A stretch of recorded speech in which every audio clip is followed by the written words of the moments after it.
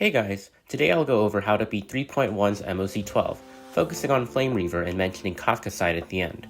Timestamps as well as a link to the presentation are in the description. Feel free to skip to whatever sections you need. Flame Reaver is our second MoC boss with innate damage reduction, and the only one whose reduction can't be dispelled right away, though a certain egg will have something to say about this next rotation. He's an Ice, Quantum, and Lightning weak boss with a hefty 2.24 million HP per phase, a whopping 240 toughness, which is on par with Nikadors and Hules, and a reasonably fast 174 speed. He relies on summoning vessels to power up his attacks and deal massive damage to your team. Each summoned vessel takes a cut from his HP, and killing vessels prevent him from regaining that amount back, as well as dealing 5% max HP to him and reducing his damage reduction by 5% per vessel. Therefore, you want to spawn as many vessels as possible and kill them before he has a chance to turn them against you. AoE units, like Erudition and Remembrance DPS, Aglaya's Blast is hard and fast enough to act as pseudo AoE, will be your best option versus him. Conversely, Hunt, Break, and Dot units don't play well into killing many summons fast, especially when those summons don't take their turns, so you'll be fighting an uphill battle by using them. Reaver is also immune to CC, so no well-sustained shenanigans either. Not that you wanted to lay him in the first place. He also has a standard 20% res and 40% F-res that most MoC 12 bosses have, so going off element for a better matchup is fine, but most of his best counters are on element anyways. With Casterus on the horizon, her overwhelming matchup versus Reaver is matched only by the Herta, with special mention to Jade as a more flexible AoE sub-DPS. Aglaya, as mentioned earlier, has the damage and speed to basically act like an AoE unit, especially with their favorite turn doubler, Sunday. Anox's kit isn't officially confirmed, but as a new unit, and being Erudition with a bounce attack to focus down Reaver after killing his summons, he should do just fine, even if off element. Acheron and Jingyuan are in a similar boat, doing fine with their best supports, but also needing to be built well to meet damage checks versus vessels. Other DPS can also muscle through the fight, with each having their own unique strengths. Mighty and Fei Xiao have high enough numbers to just blast through Reaver's mechanics, especially when their overwhelming tankiness and speed, respectively, can help them forego sustains. Argenti and Sela both love the plentiful amount of mobs to kill, provided they can hit their damage thresholds. And Xinglu becomes a healer thanks to the MoC buff, with good enough attack frequency to keep up with Reaver's vessels. Her E1 also massively helps since Reaver is as much a single target check as he is an AoE check. Potential 4-star DPS include Serval, Qingxue, Herta, and Pella, though they will almost certainly need limited supports and support Eidolons to assist their lowers multipliers. Or in Qingxue's case, you just gotta get lucky. Speaking of limited supports, Tribi eats this fight up, her sub-DPS being boosted this MoC with 30% more max HP and doing significant damage on top of her strong buffs. Remembrance MC, Sunday, and Robin also help provide huge damage to your DPS, as per usual, with Xiao Qiu, Tingyun, and Ran Mei being a slight step down.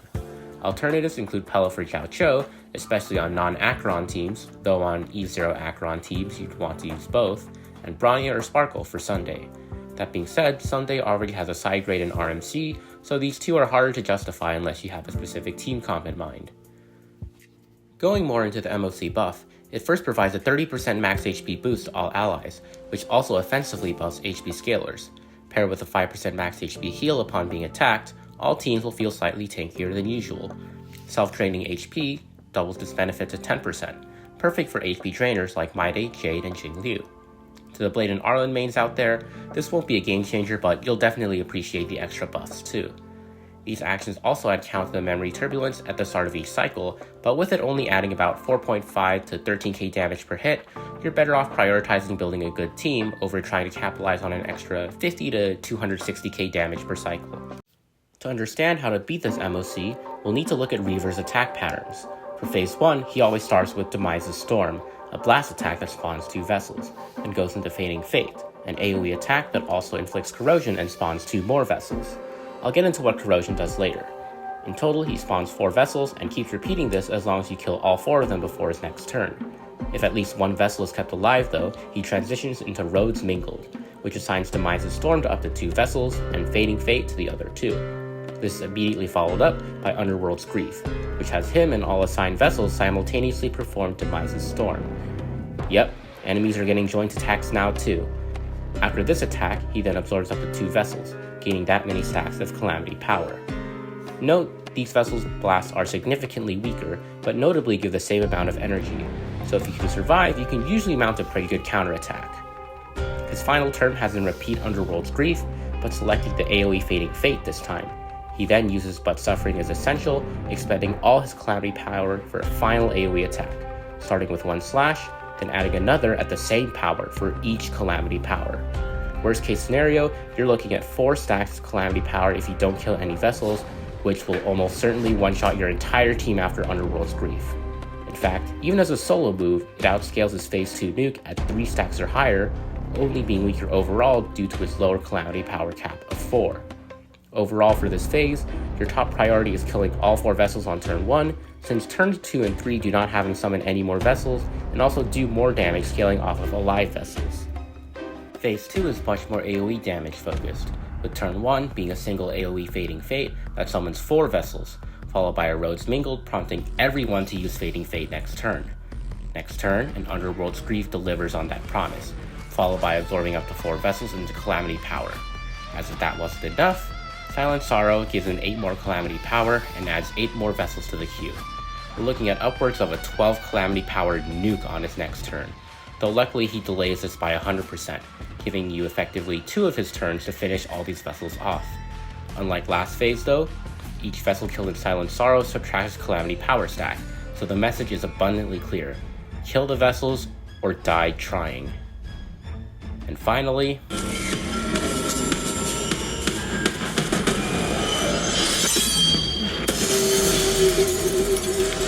even at 3 to 4 stacks, this starts to hit dangerously hard, with the follow-up Demise of Storm making this a bit more dangerous than it seems.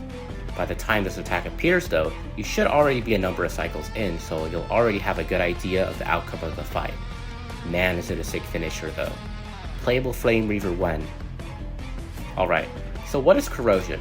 It's a unique status inflicted by the AoE Fading Fate, indicated by a half-heart icon and a red HP segment that immediately converts 60% of all damage taken during Phase 1 and 80% during Phase 2 into Corrosion HP, including lingering dots from previous cycles and self-drain. Attacking while under Corrosion heals 20% of your current Corrosion HP per target hit, letting single target units heal 20% with one instance, blast units heal 60%, and AoE units heal 100% of it. Joint attacks double this ratio.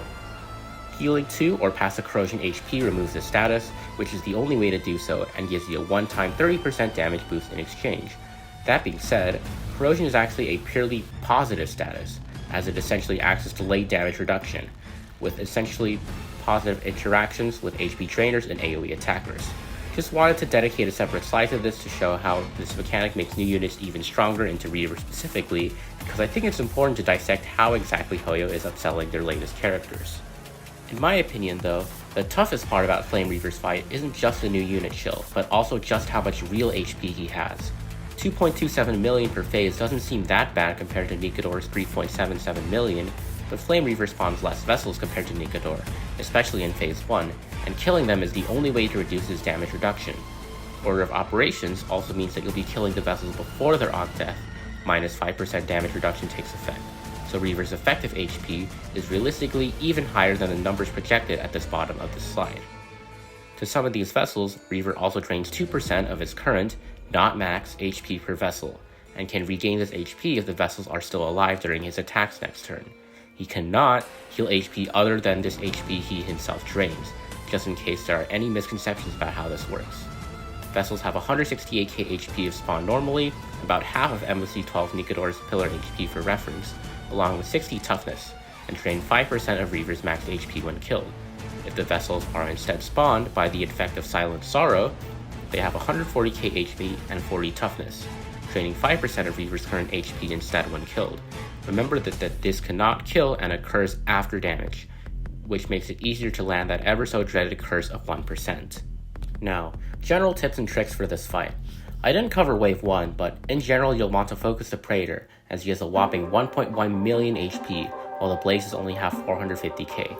War Armor deleting 15% max HP on break, refunding 15% max energy to the breaker, and adding 3% max HP per every extra hit while broken makes this 1.1 million HP more manageable, but only if you focus him down. A nifty interaction is that burn dots also affect Reaver's Corrosion, so you can essentially heal back 60% of their damage on your supports in Wave 2 if they're slow enough. As for the Reaver fight itself, save your ults for when vessels spawn, as while they're not too terribly tanky, you only get one rotation on average to kill them, which can present a damage problem if you're not prepared. And please bring AoE units if you can. This fight is very difficult if not outright impossible for most blast and especially single target units. If your best choice versus this fight happens to be someone like Fei Xiao or Boothill though, focus down the Reaver to break and kill him ASAP, and only kill vessels as needed to survive. And on that note, if you do break Reaver, do not do it during Silent Sorrow, unless you don't plan on killing the vessels whatsoever. His 240 toughness makes this difficult, but for break teams which are already having a nightmarish matchup versus Reaver, this is just insult to injury if I'm being honest, since the summons disappear upon break. Run break versus Kafka side instead. And speaking of Kafka side, it sure is nice to finally have a proper blast MoC that isn't Choir, though the absurd HP and toughness everyone has means you're essentially fighting 5 mini-bosses. CC is by far the most dangerous thing in this MoC, between Kafka's Dominate and the Griffin's and Pegasus's Sun and Moon marks, so Break's gimmick of disabling enemy actions while doing damage especially shines here. Imaginary DPS are king, with every enemy being imaginary weak, followed by Quantum DPS having advantage on everyone except Kafka. Fire and Physical are somewhat even, with Fire being effective versus the 3 Pegasuses, and Physical being effective versus Griffin and Kafka. As with the previous MoC, archetypes matter more than elements, but you'll find that these two also tend to overlap. As for the new debuffs on this side, receiving 2 marks of any kind will deal 25% of your max HP as true damage, and apply the following effects, after which the marks are removed. 2 Suns, minus 40 energy.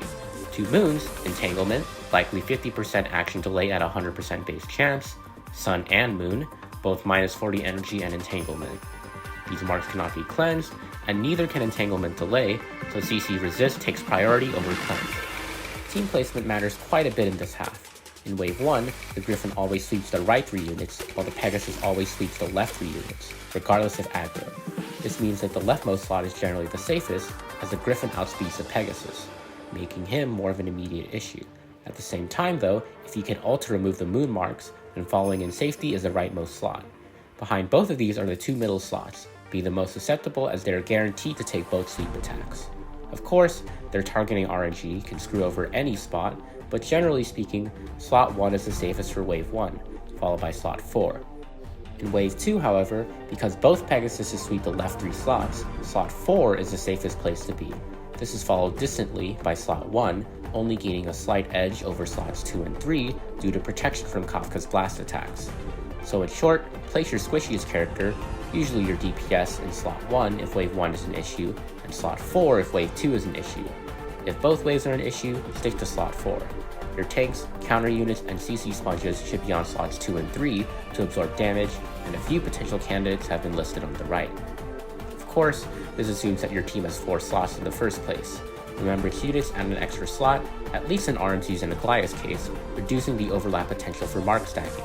RMC can also cleanse Mem, while Aglaya's Garment Maker is straight up CC immune.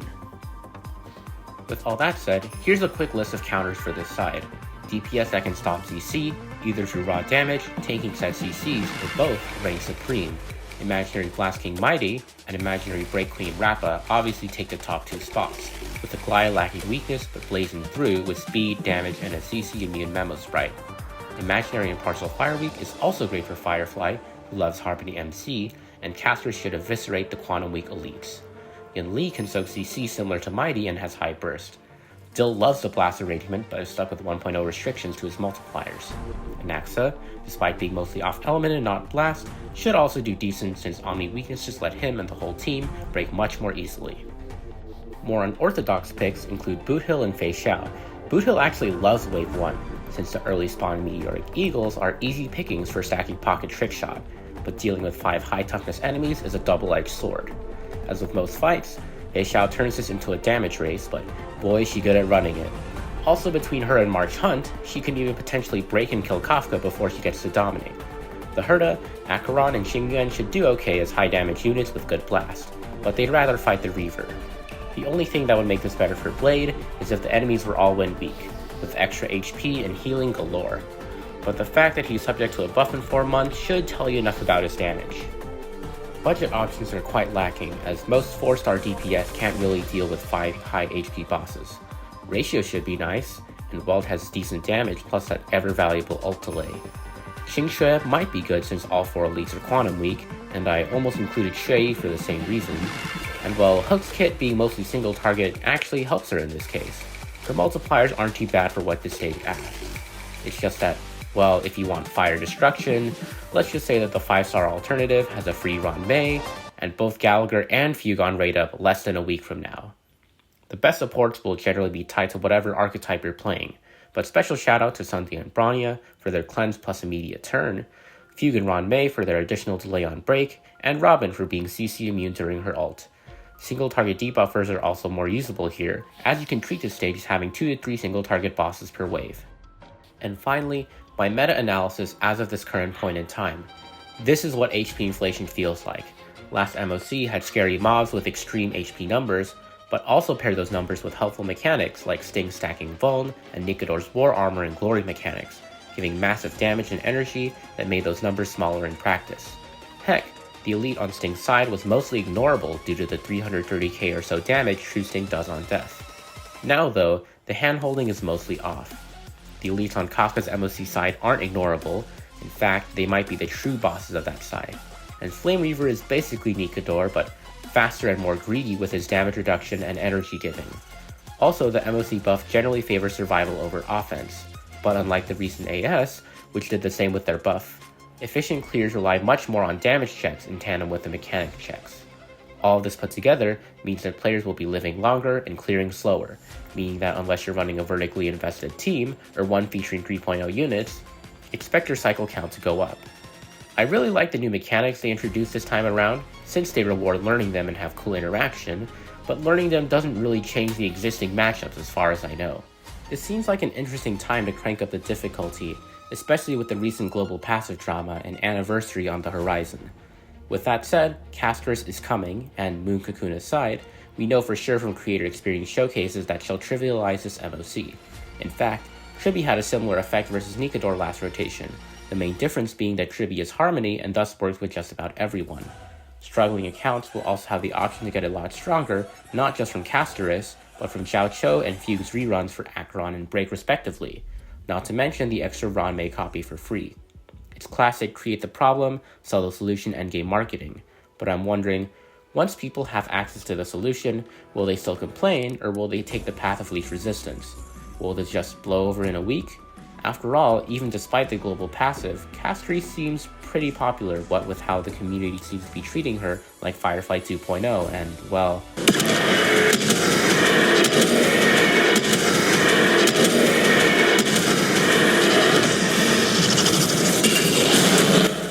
Wow, her animations look so cool. To be clear, I'm not implying one way or the other what you should do with the game. That's up to you and you alone. Do whatever lets you have fun within a certain degree of responsibility. For me, that's been playing Arlen for hours with my E1 support roster, so I'll be the first one to say that your experience and perspective with this game will likely, and honestly should be, different from mine. With all that said, good luck clearing this MoC. I'm still 2 cycles away from 0 cycling MoC 12 myself, especially with the Fugless E2 Firefly. Not sure if I'll pull though. If you have any feedback, feel free to leave it in the comments below, or send it through Hoyo's 3.2 satisfaction survey, whichever is appropriate. Hope this guide helped, or you found it interesting, and as always, have a great day.